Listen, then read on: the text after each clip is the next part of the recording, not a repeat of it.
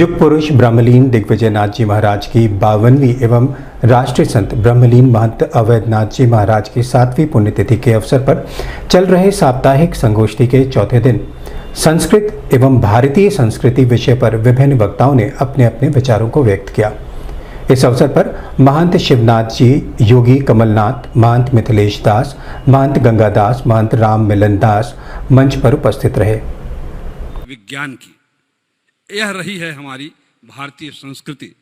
मातृवत परदारेषु परद्रव्येषु लोष्ठवत जैसी मान्यता रखने वाली भारतीय संस्कृति को हम किन ऊंचाइयों पर पहुंचाए थे और आज हमारी दशा और दिशा क्या है। रामधारी सिंह दिनकर ने भी अपने शब्दों में इसका वर्णन करते हुए जब लिखा है, तू पूछ अवध से राम कहाँ, वृंदावो लोग घनश्याम कहाँ, ओ मगध कहाँ मेरे अशोक, वह चंद्रगुप्त बलधाम कहाँ। पैरों पर ही है पड़ी हुई मिथिला भिखारिणी सुकुमारी, तू पूछ कहाँ इसने खोई अपनी अनंत निधियां सारी। री कपिल वस्तु कह बुद्ध देव के वे मंगल उपदेश कहाँ, तिब्बत ईरान जापान चीन तक गए हुए संदेश कहाँ। वैशाली के भग्नावशेष से पूछ लिच्छवी शान कहाँ, ओरी उदास गंडकी बता विद्यापति कवि के गान कहाँ। ये भारतीय संस्कृति थी, ये उसकी ऊंचाइयां थी। अब पूरा विश्व, पूरा जगत जिसकी मान्यता को मानता था, पूजता था और उसको अनुकरण करता था। हम क्यों खो गए, हम क्यों तिरोहित हो गए, हम क्यों डूब गए, अपनी उन ऊंचाइयों को नहीं प्राप्त कर सके। उन पर हमारे यहाँ मूल्यवती शिक्षा दी जाती है। मैं हनुमान जी का उदाहरण देकर के समझाऊंगा वो क्या विषय है। हनुमान जी जब लंका में जाते हैं, वाल्मीकि रामायण में जो कर्म के मर्म को भगवद गीता में नहीं बताया गया द्वापर युग में, वो त्रेता युग में ही राम जी के काल में हनुमान जी में ऐसे गुण हैं जो कर्म के मर्म को बताते हैं। और वो चारों गुण यदि संत महात्माओं में, यदि विद्यार्थियों में, राष्ट्रभक्तों में, राजनेताओं में हों तो कर्मसु न सीदति, कर्म में उन्हें कष्ट ही नहीं मिलेगा, सफलता ही सफलता होगी और उन्नति के शिखर को छुएंगे हम। वो क्या है, वो कौन से गुण हैं? आप हम इस विषय को ठीक से जानते हैं कि कोई व्यक्ति हमारा मित्र ये हमारी बड़ाई करे तो सोचेंगे वो हमारा मित्र है, प्रेम के भाव से बड़ाई कर रहा है। लेकिन रावण के चारण हनुमान जी के बारे में कहते हैं, यत्वेतानि चत्वारि वानरेंद्र यथा तव। हे वानर श्रेष्ठ, यहां इंद्र शब्द श्रेष्ठ के वाचक है। हे वानरों में सर्वश्रेष्ठ हनुमान जी, आप हमारे भारतीय संस्कृति और संस्कार के अधिष्ठाता हैं।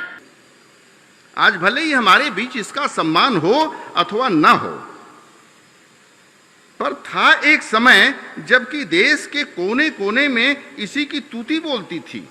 सर्वत्र इसी के शुभ गीत गाए जाते थे। सभी श्रेणियों के नर नारी, बाल वृद्ध, मनुज दनुज इसी भारती के परम भक्त बने रहते थे। इतना ही नहीं, यहाँ के पशु पक्षी, तोते, सुग्गे भी इस पवित्र भाषा के आश्रय में रह विशुद्ध वैदिक ज्ञान एवं परिमार्जित सब साधनों के शास्त्रार्थ में ही लीन रहा करते थे, जिसे देख भगवान शंकराचार्य तक को विस्मय विमुग्ध हो जाना पड़ता था। दूसरों की तो बात ही अलग है। जिस समय यह भाषा भारतवर्ष को राष्ट्रभाषा के आसन पर आसीन थी, संपूर्ण देश में इसी का सर्वांगीण विकास तथा प्रचार था। अटक से कटक तथा विंध्य से हिमाचल तक इसी सर्वतंत्रात्मिका भाषा की सत्ता विराजमान थी। हमारी सांस्कृतिक विकास उन्नति के उस समुन्नत शिखर पर पहुंच चुका था, जिसे देख विदेशी भी तरस खाते और भूरि भूरि प्रशंसा किया करते। आज बड़े बड़े पश्चिमी विद्वानों ने भी ऊर्ध्वबाहु हो यह प्रमाणित किया है कि भारतवर्ष केवल हिंदुओं के धर्म तथा संस्कृति का ही नहीं, अपितु संपूर्ण जगत के धर्म तथा संस्कृति का आदि स्रोत था।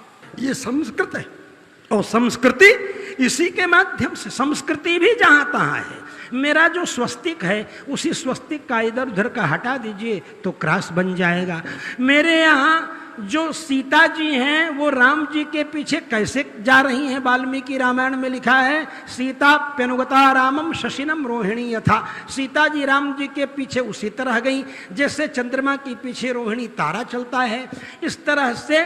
और वो चंद्रमा कौन है? वो समुद्र से पैदा हुआ है। समुद्र के पानी का रंग क्या है? हरा है, नीला है। हरे रंग में देखते हैं, नीले रंग में देखते हैं। तो वो रंग जो है हरा रंग, वो झंडा हो गया और उसमें चंद्रमा हो गया जो शंकर जी के मस्तक पर है। इसीलिए वो दूज का चांद जो है वो शंकर जी के यन्मूर्धनि शशिनः कला, वो शंकर जी के मस्तक वाला चंद्रमा उसमें डाल दिया तो समुद्र का झंडा का रंग हो गया, चंद्रमा का रंग हो गया। लक्ष्मी जी कल ही हमने आपको सुनाई है कथा कि समुद्र से प्रकट हुई तो मेरी माँ और समुद्र मेरा नाना और समुद्र का लड़का चंद्रमा मेरा मामा। इसलिए आप सब लोग कहते हैं चंदा मामा आरे आओ पारे आओ।